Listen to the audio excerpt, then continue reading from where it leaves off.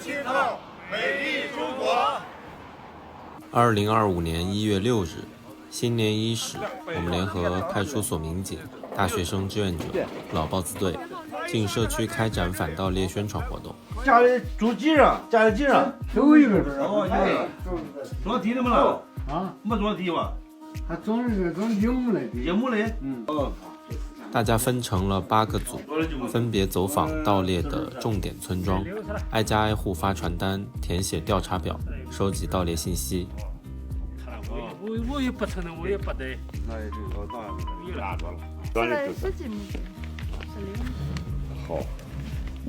哎，你不说哪几个儿子了吗？没了，哪里不那些咱也不。我给你有饭你就吃了啊。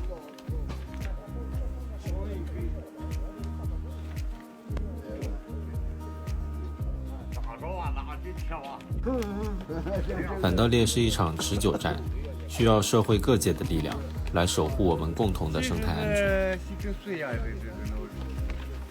我这样晃晃。